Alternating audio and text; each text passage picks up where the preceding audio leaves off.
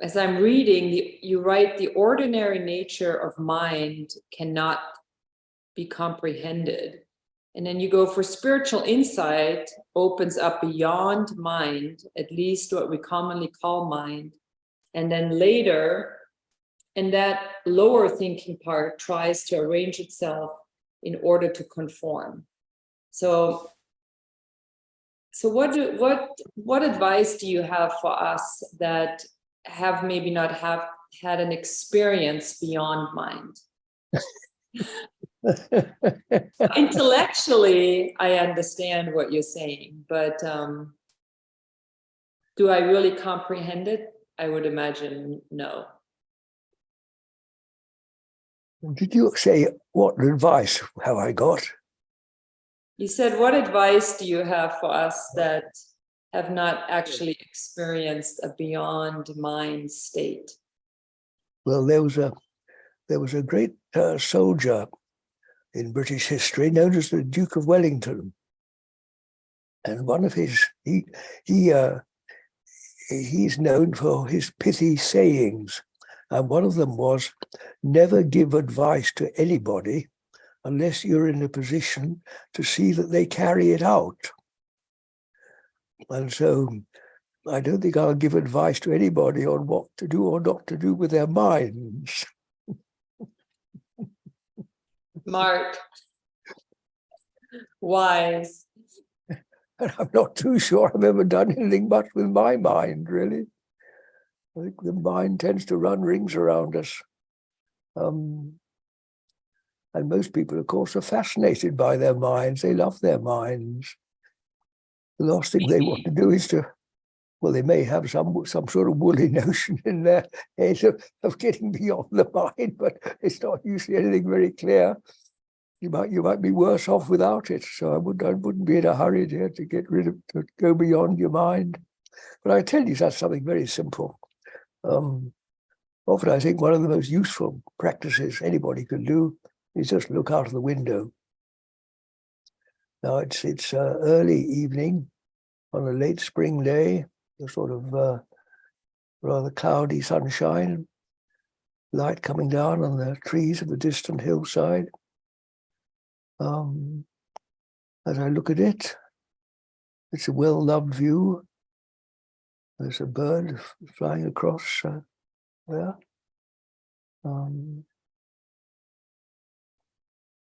Yes, I love to just look at the sky, just to go into the sky. Where does the sky end? Well, there are a few wispy clouds about, and beyond that, there's light coming through. Light.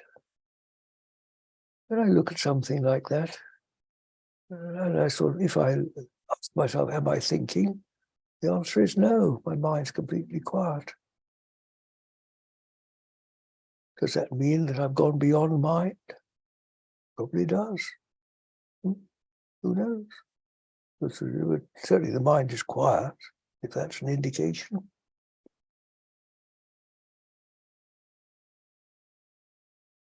I find it very restful. Really perfect meditation, really. I don't know if anything better, just looking out the window. So if anybody asks for advice, I'd say, look out of the window. And if you continue to think, well, pay attention to what's outside the window. If you're thinking, the mind, it will go on thinking, no doubt, just like the tummy goes on digesting, the mind. As I've begun to say quite often these days, the mind is just like a sort of mental digestive system. So it's going on processing, it's doing its work, but you don't have to take any notice of it. Same as we don't take much notice of our tummies most of the time. The tummy's functioning perfectly well down here somewhere, and the mind's functioning perfectly well up here somewhere. And I'm not particularly interested in it. I'd rather look out of the window, or look at the lady that's interviewing me 1 million miles away in Montana. Who would have thought it?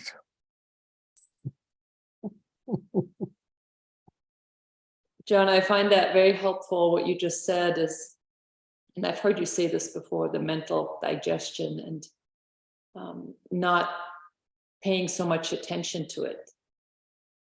I don't really know that one can do much about controlling the mind. Well, I was meditating this evening, another lady who said she'd met me before, but I didn't remember her at first, and sat beside me, and we talked of various things. At one point I said, what do you do? Bless my soul, she said, a psychoanalyst, yet another one. I thought it was ever so funny. When I went to America a few years ago, every other person's either a psychoanalyst or being psychoanalyzed. What for? The psychoanalysts, I suppose, make money after those being psychoanalyzed. And has it made you a happier nation? God knows. Oh, well, forgive me for laughing. I don't mean it unkindly. I love that you laughed as I was reading this chapter, and now that you had mentioned this, I think we're just so addicted to our thinking. Yes, we are. For people are. I don't know why. So if I think the best advice, coming back to this word I'm a bit nervous of, the best advice I was ever given, I think, about the mind was just get fed up with it. Just get bored with it. Turn to something more interesting. Of course, that's the trouble. Most of us, the thing we're most interested in, of course, is me. We find this more interesting than anything else. But that's why it's such a good idea. If you love something, love anything. Don't love your dog or your garden or anything. If you love your dog more than your own mind, then that solves your problem, doesn't it?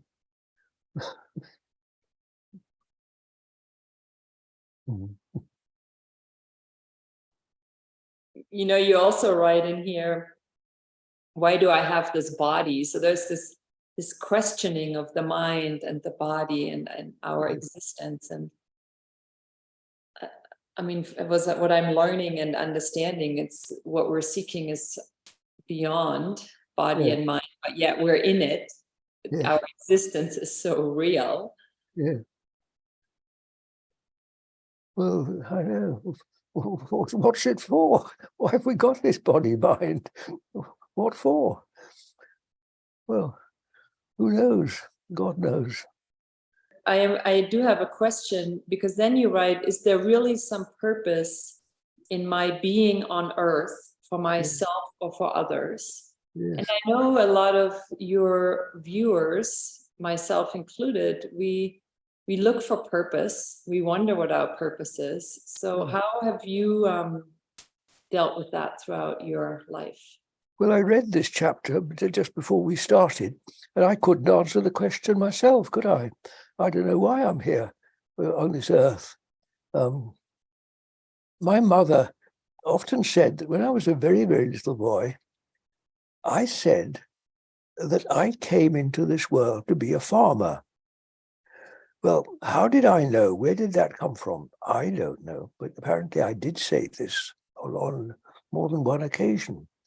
So maybe before I was born, from somewhere, an idea came into my little head that I wanted to be a farmer, and I was born to be a farmer, maybe, and I became a farmer, and then I sort of worked farming out of my system. Though I don't think I ever have really. I still think I'm a farmer. It's just that my farm's got bigger and now includes an audience on internet. It's the same sort of instinct.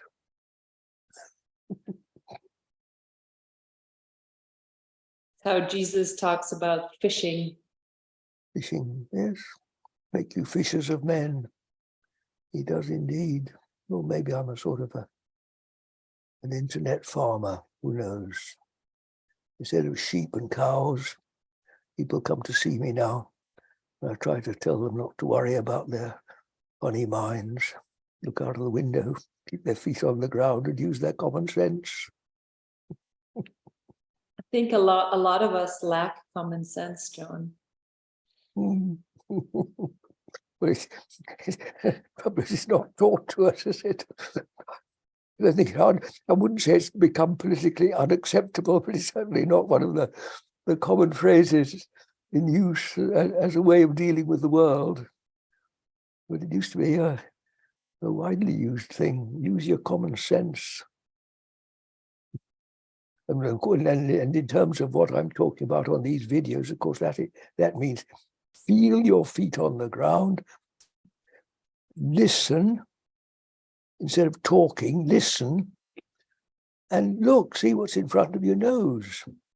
And immediately your mind will become still, perfectly still. There's perfect meditation.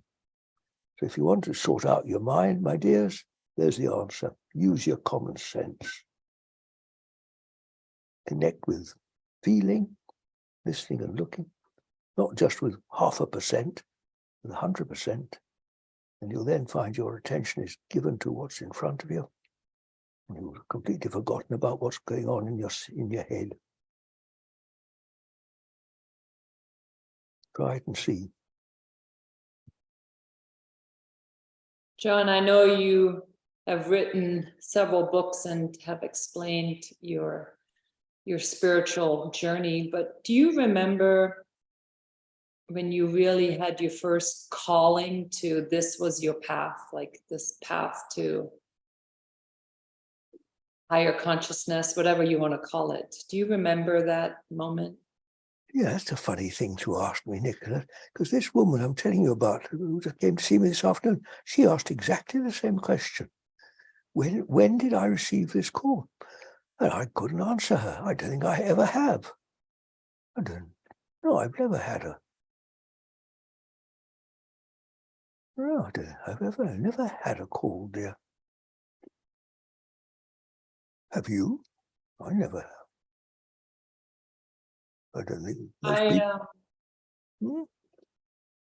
I don't know if you can call it a call, but I definitely have what I call a pull. Oh, and I had a moment of a strong pull. Well, I can't remember anything like that. When I first discovered your work, John, and you write and shared the story about to make whole, be whole. Yes, yes. That hit very deep with myself. How did that influence your life moving forward from that point? I know you write about it, but maybe you could share a little bit on this recording. Only very, very gradually, imperceptibly.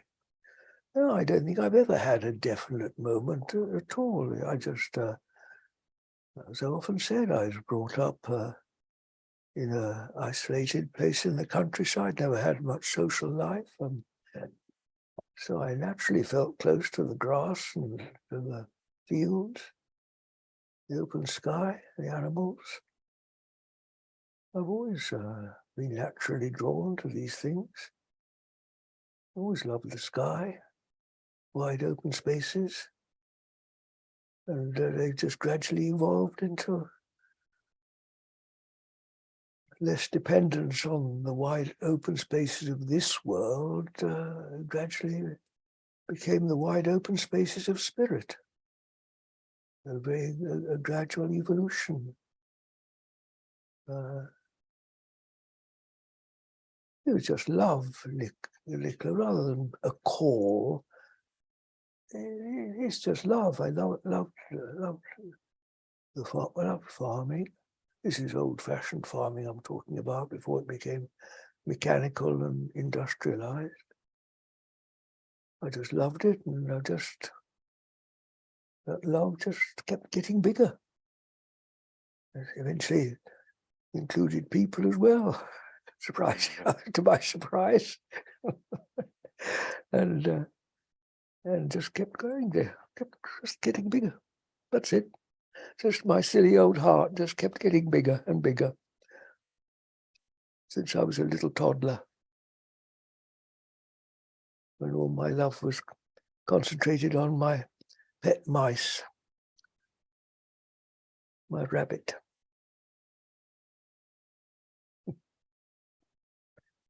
And now I talk of the love of God, don't I? This includes all things, not only the mice and the rabbits, but this whole complicated conglomeration we call humanity.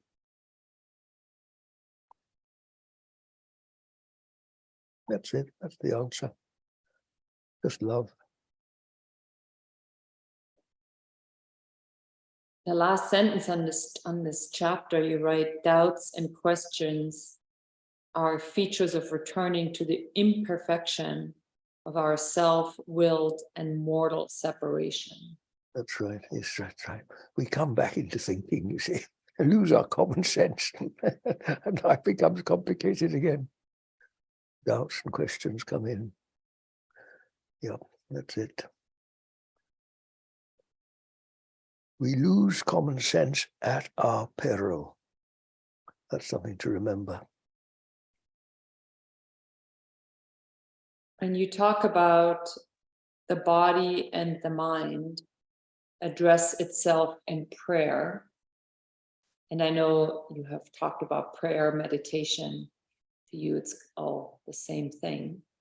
But maybe you can talk a little bit about the process of meditation for someone that is just starting. I know you've been meditating for 60 some years versus, the evolutionary process of meditation in terms of having the discipline to stick it out. Well, here again, I'm very wary of talking generally, because there's so many different people out there who may be listening to this. And what I say to one does not apply to everyone. Does not apply to another. Some people may know the fact that I get up very early in the morning and meditate and go up the hill to meditate in our local church. Well, I've been doing this for many years. I love it. I do it. It's my habit. But when people come to see me, there's no earthly reason why they should. I mean, meditation doesn't, it's always a good time to do it in the early morning, but it's not an obligation. But I think it often sort of weeds out those who are serious. I can't get up that early, it's not on. Well, it's all right, okay. Most people take that attitude. But people that are serious probably will make the effort. They come to this little town where I live. They meet this man, John Butler, whom they've seen on the internet. And if they want to get the best of me, it might be a good idea to make the effort and get out of bed early in the morning and come and sit with me. It sorts out as we say, the men from the boys, those that are serious. Well, for people that want to take it easier, well, you don't have to do that. You can meditate very well just sitting by the river, watching the water flow past. Beautiful meditation. Or as I've told you, just look out of the window. It's a wonderful meditation. Or just stroke a dog. What's better than that, dear? It'll calm your mind, doesn't it? As millions of people know. Stroke a dog. Look into a dog's eyes.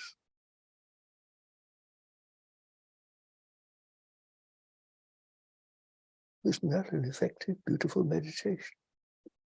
A lot of women, traditionally, if not now, used to do needlework and knit. My mother did all her life, knitted. I know a few other people these days have knit. Beautiful, natural meditation. No need to go to India to find a guru. Just use your common sense. Sit at home and knit. And you'll find that steadies your mind. Or drawing. If you draw something, not out of your silly head, just draw something natural. Try and draw a dog or a horse. Look at the creature, or a flower or something simple. Just look at it and draw. You'll find that exercise of looking, really looking with attention at something, and then putting it on paper, like meditation. There's no need to go to have some exotic Eastern mantra or something. Lots of ways to meditate, as people have always known. When it wasn't called meditation, it was just called common sense. God helps those who help themselves.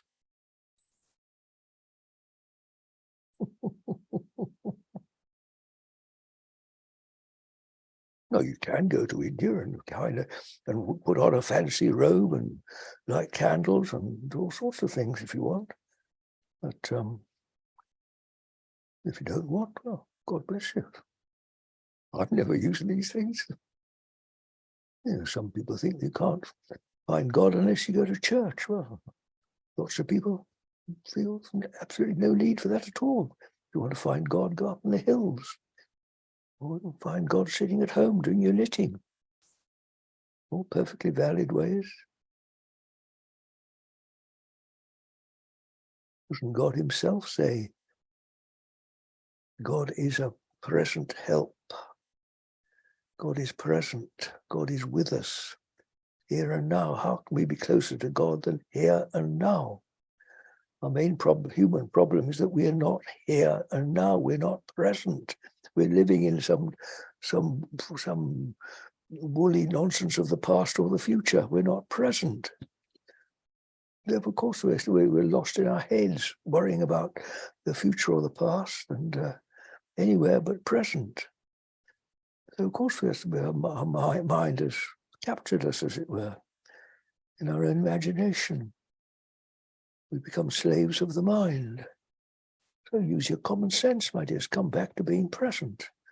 And the mind will settle down. That's like a naughty dog will come back to heel. We were just told. Otherwise, we're talking about dogs. It's a matter of the tail wagging the dog, isn't it? Rather than the other way around. Putting the cart before the horse. Trying to run before you can walk. I love these old sayings. Stood the test of time, haven't they? There's the wisdom of the ages. Common sense. What drew you to meditation? I know you went to London to the School of Meditation, but what drew you to that path? It was actually that thing you just referred to, that time when I was in South America and that voice said, to make whole, be whole. Not long before that, I think, it's a long time ago, as far as I remember, he'd sent me a book which mentioned meditation. I think that's the first time I'd ever heard of it.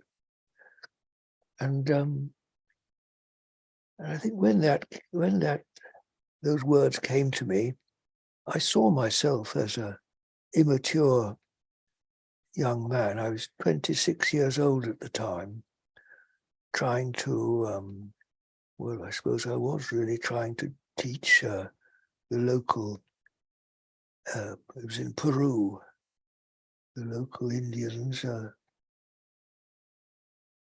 how to farm as if they didn't know better than I did under their conditions. But anyway, that's what happens when we're young. You always think you know better, don't you? Anyway,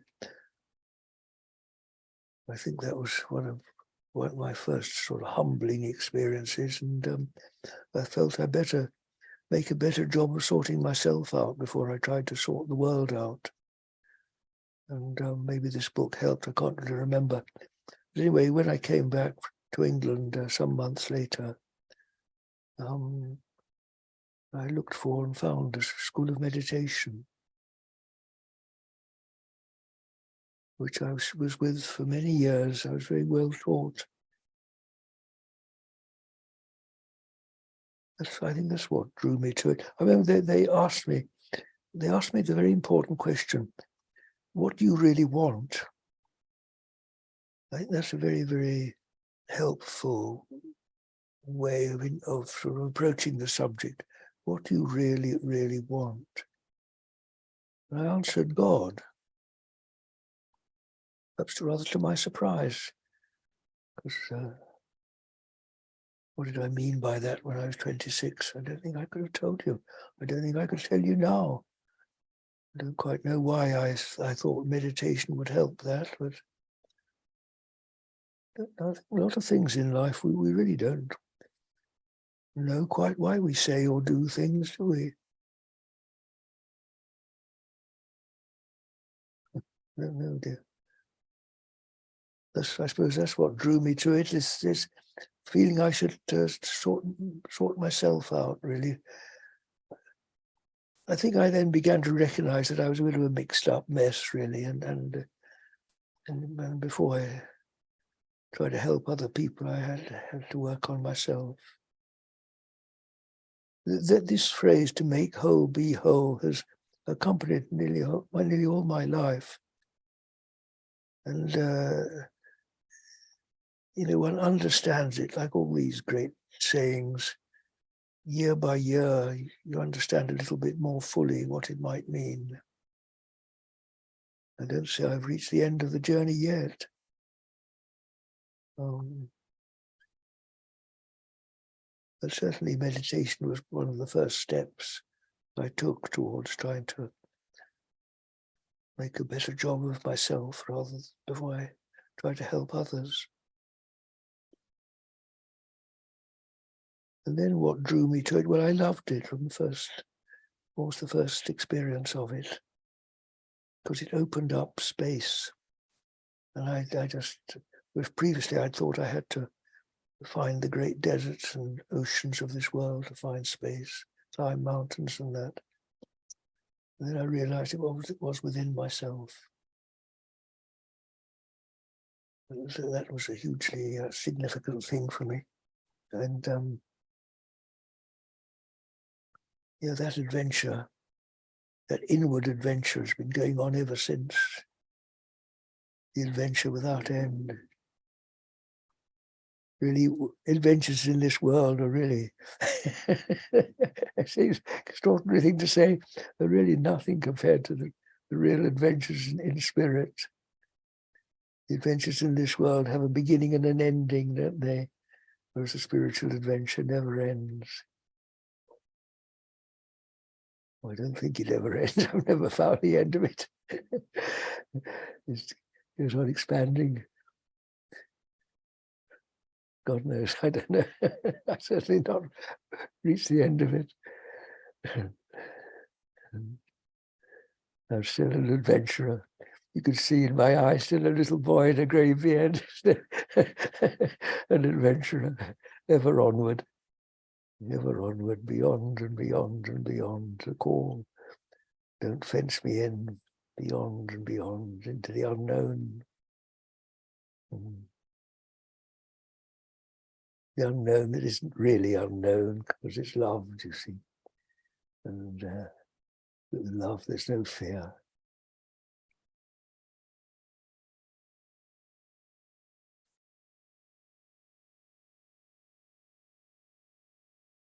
Love is another one of those words, like love and God. Like the word versus the experience. Yes, indeed. Indeed. But I guess when you're experiencing it, you are. I'm sure it is very clear. Yes, something knows that you can't really put it into words. And I like to talk of like an inner compass in your heart that instinctively turns to where it belongs, turns home. Home is where the heart is. I suppose when I look out of the window, like this room where I'm sitting seems like a prison, doesn't it? My body even more so, and my thoughts. Yes, there's the sky, and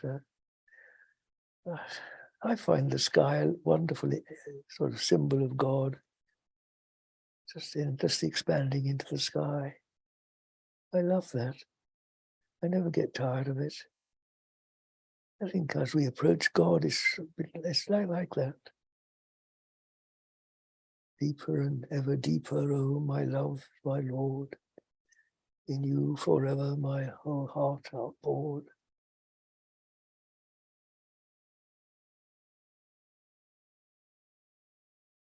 And then later on in life, I began to realize that this is really the greatest service we can do to the world, we can offer the world. So I began to think of meditation more in terms of prayer and the work of prayer. But I've already spoken about that. So to begin with, we meditate for me. So you should get fed up with that and move on to something bigger, working with and for. Well, in my case, I always love to pray for the animals, for nature, for the land. I grieved so much for the misuse of the land. And then I gradually extended it to people. Now I just don't think of who or what I'm praying for. It's just in this infinite absorption into the greatness of God that I feel is the greatest possible blessing. You see, what it really is, it's remove. You come to see that the John Butler, that this is the impediment. This is what gets in the way, this body of death. I'm beginning to feel I've rather, like flogging a dead horse. I've repeated this so many times now, I don't want to bore you all, but as you can see, it's so obvious that this is dying out, isn't it? This old man's body now is on his last legs. But see what's left. It's this wonderful freedom. It's this abiding reality of whatever I am. It isn't this mortal thing. It's this, which is the abiding reality of everyone, because it's not divided, is it? This is the spirit of man. And all human problems arise because we've lost it, because we are not it, because we imprisoned in this mortal flesh. The only destiny is death. You'll never solve death by building hospitals or inventing new drugs. You deal with death by discovering real life. Then death just works itself out of the system. But it's all a long evolution. I wrote this article here, attempt to clarify some 40 years ago. I'm a bit older and wiser now. It's still quite good. It only says, I read it myself again recently. I knew a thing or two then. Perhaps I can explain it a bit better now. Perhaps I can't, really.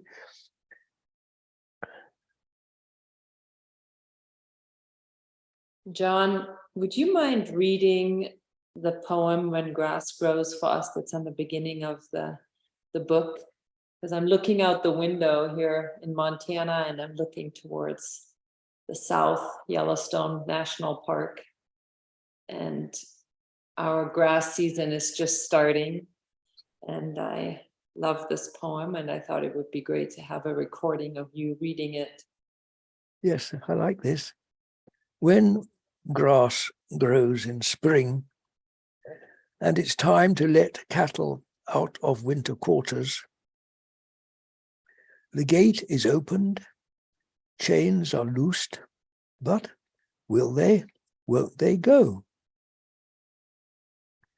Incredulous they stand, sniffing the fresh air, blinking in sunshine, before returning to familiar shadows and their daily straw.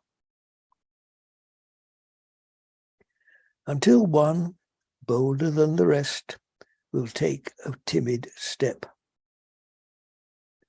First one, then two, a nervous leap, She's free. The others watch, unable, unwilling to believe. A second follows, and a third, and then stampede. Oh, how they feast on sweet green grass and kick their heels for joy. Yes. Yes, all over the northern hemisphere, cattle are being let out of winter quarters, aren't they?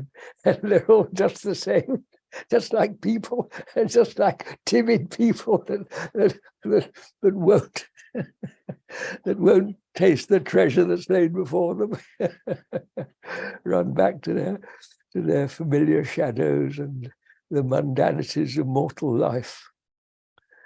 Oh dear, their hospitals and pills and doctor's appointments, psychoanalysts. Oh dear, oh dear. And the final thing that I'd say, because I'm speaking now with the advantage of having lived most of my life, tried most things, that the great discovery I find now is that I am naturally dying out of all the problems. It just happens naturally.